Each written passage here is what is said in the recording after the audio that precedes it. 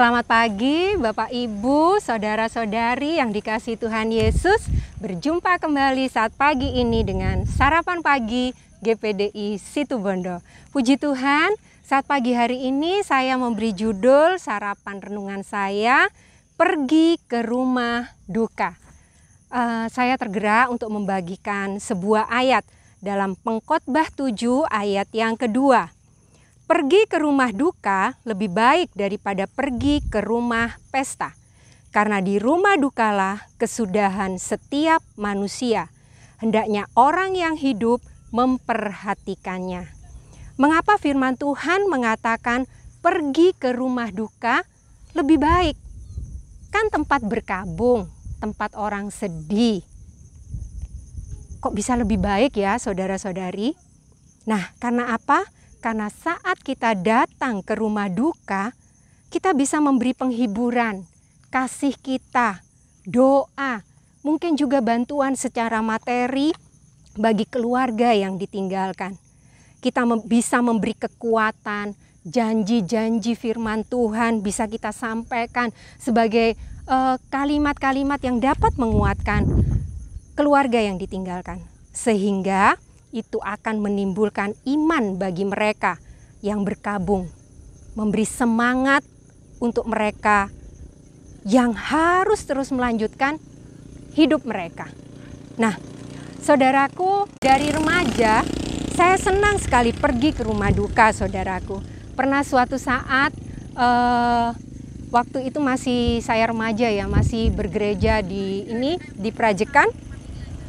Pada saat itu ada undangan pernikahan ya saudaraku, ada jemaat yang menikah. Lalu pada saat yang sama mendadak ada jemaat juga yang meninggal. Akhirnya Bapak dan Ibu Gembala pada saat itu membagi dua kelompok. Dan saya memilih untuk pergi ke rumah duka. Jadi dibagi dua kelompok, saya ikut yang pergi ngelayat gitu ya. Ada doa penghiburan, ada doa tutup peti waktu itu. Nah, sampai sekarang pun saudaraku, saya tuh kalau pokoknya saya dengar, saya tahu ada teman atau mungkin ya kadang kurang kenal, tetapi saya kenal dengan kerabatnya. Saya berusaha untuk datang, untuk memberikan penghiburan, untuk memberikan pokoknya setiap janji firman yang saya ingat karena saya dulu pernah mengalami ya saudaraku, itu yang saya sampaikan kepada mereka. Nah, tadi dalam pengkhotbah ada kalimat mengatakan, karena di rumah dukalah kesudahan setiap manusia. Ini bisa berarti satu, terakhir kali kita bisa melihat jenazah orang yang meninggal. Yang kedua, manusia yang belum terima Tuhan Yesus menunggu penghakiman. Nah, kalau saya mendengar berita duka, saya sering langsung bertanya, sudah dalam Yesus? Karena apa saudaraku? Ini berhubungan dengan keselamatan jiwa mereka.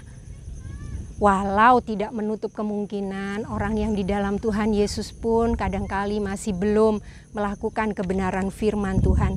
Tetapi paling tidak anugerah keselamatan itu sudah boleh dirasakan oleh orang tersebut. Dan mereka berproses untuk memiliki kelahiran baru, berubah, bertumbuh di dalam kerohaniannya. Nah, saudaraku, kematian seseorang bisa dikatakan Tuhan datang secara personal pada orang tersebut. Maksudnya, kematian pribadi lepas pribadi. Nah, lalu ada juga Tuhan datang secara universal. Nah, ini yang sering kita sebut kedatangan Tuhan Yesus yang kedua kali. Yang pertama, Tuhan Yesus sudah datang ke dalam dunia. Dia menjadi lahir sebagai bayi, dia mengerjakan pelayanan di dalam dunia ini bersama para murid, terus dia sampai mati di kayu salib, menebus hidup kita, menghapus dosa semua manusia.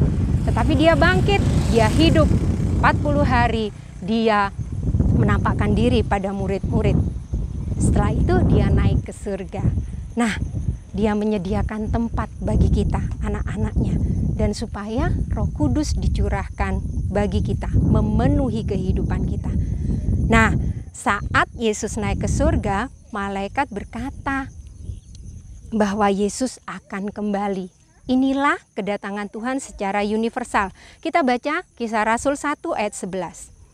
Dan berkata kepada mereka, "Hai orang-orang Galilea, mengapakah kamu berdiri melihat ke langit? Yesus ini yang terangkat ke sorga meninggalkan kamu akan datang kembali dengan cara yang sama seperti kamu melihat dia naik ke surga." Kata Yesus ini ditekankan bahwa tidak ada Yesus yang lain. Yang dimaksud adalah Yesus yang sudah naik ke surga. Itu yang akan datang kembali. Yesus yang akan menjemput kita, anak-anaknya. Nah, ini yang dimaksud dengan Tuhan datang secara universal. Ini tercatat juga dalam 1 Tesalonika 4 ayat 13 sampai 8. Tapi kita baca ayat 16 sampai 17 saja ya. Sebab pada waktu tanda diberi, yaitu pada waktu penghulu malaikat berseru dan sangkakala Allah berbunyi, maka Tuhan sendiri akan turun dari sorga, dan mereka yang mati dalam Kristus akan lebih dulu bangkit. Sesudah itu kita yang hidup, yang masih tinggal akan diangkat bersama-sama dengan mereka dalam awan menyongsong Tuhan di angkasa. Demikianlah kita akan selama-lamanya bersama-sama dengan Tuhan. Saudara-saudari, semua orang tidak ada yang tahu kapan Tuhan Yesus datang secara personal. Kapan tanggal meninggal seseorang, tidak ada yang tahu. Tetapi kita mau memiliki hati yang bijaksana. Ataupun kapan Tuhan Yesus datang kedua kali, tidak ada yang tahu ya saudaraku. Apa yang harus kita lakukan saat ini kita mau memiliki hati yang bijaksana? Saat datang ke rumah duka, kita disuruh memperhatikan ya, tadi dalam pengkhotbah ya. Dalam pengkhotbah katakan, hendaklah orang yang hidup memperhatikannya. Ada kalimat itu ya, berarti saat datang ke rumah duka, kita mau memperhatikan tentang hal ini. Tentang kedatangan Tuhan secara personal, dan kedatangan Tuhan Yesus kali yang kedua. Yang dapat kita lakukan adalah siap sedia. Seperti 5 gadis yang bijaksana yang menyediakan pelita dan minyak. Dalam menanti mempelai laki-laki datang, kita mau mempersiapkan itu. Mendengar hidup, mengajar hidup kita saat ini supaya kita penuh dengan firman dan Roh Kudus. Ada pelita, ada minyak, kita sedia minyak ya. Jadi dalam keseharian kita mau menghidupi setiap kebenaran firman Tuhan. Belajar bijaksana dalam kita menjalani hidup ini, mempergunakan waktu yang ada. Tuhan sudah mempercayakan waktu, kesempatan, kita mempergunakan dengan sebaik-baiknya. Ayat yang tidak asing, Mazmur 90 ayat 12, ajarlah kami menghitung hari-hari kami sedemikian, hingga kami beroleh hati yang bijaksana. Lakukan hari ini apa yang bisa kita lakukan hari ini. Jangan suka menunda-nunda kegiatan atau pekerjaan, karena kita tidak tahu apa yang terjadi 1 menit lagi, 5 menit lagi. Kita tidak tahu apa yang akan terjadi. Sebab itu bijaksana dalam mengatur waktu, dalam menggunakan waktu ini. Baik dalam hal-hal rohani, kita mau bijaksana. Ada keinginan untuk menambah jam kita bersekutu, berhubungan intim dengan Tuhan, berdua saja dalam penyembahan kita. Ayo kerjakan selama ada waktu. Jangan suka menunda-nunda.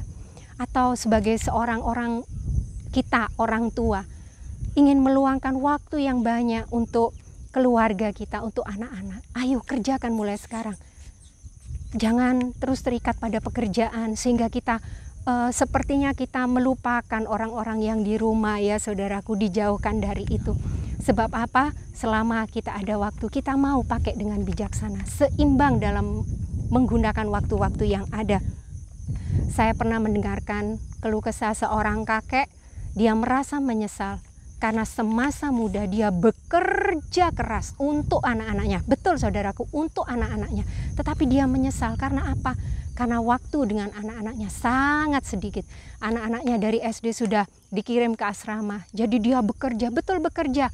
anak-anaknya berkecukupan, tetapi kedekatan dengan orang tua rasanya tidak ada.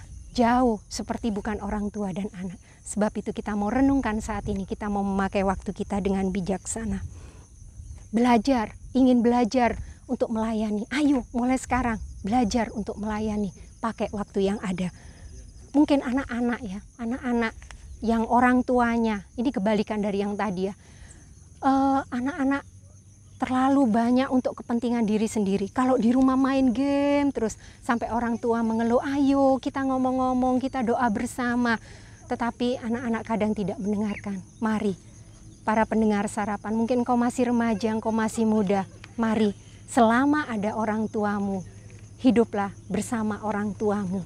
Sebab kita tidak tahu kapan Tuhan datang secara pribadi atau Tuhan Yesus datang kedua kalinya. Kita mau untuk menyiapkan diri kita selagi masih ada waktu. Satu hal lagi, kita mau memberikan warisan sebelum Tuhan panggil. Warisan rohani, warisan yang benar-benar kekal, yaitu iman pada Tuhan Yesus Kristus. Jangan lupa, kalau kita sudah mungkin Tuhan panggil, apa yang kita tinggalkan, apa yang kita wariskan adalah kehidupan benar, kehidupan di dalam Yesus. Itu yang akan menjadi warisan kita buat anak, buat keluarga kita, untuk orang-orang di sekitar kita. Setialah untuk kita selalu dekat dengan Tuhan, belajar melayani Tuhan. Amin. Ini yang bisa saya berikan saat pagi hari ini. Pergi ke rumah duka, kita mengingat bahwa di situ ayat-ayat yang disampaikan di rumah duka mengingatkan kita bahwa waktu itu milik Tuhan. Kita tidak berkuasa atas waktu, kita harus siap sedia untuk segala sesuatunya. Puji Tuhan, terima kasih untuk kesempatan ini. Selamat pagi, selamat beraktivitas. Tuhan Yesus memberkati.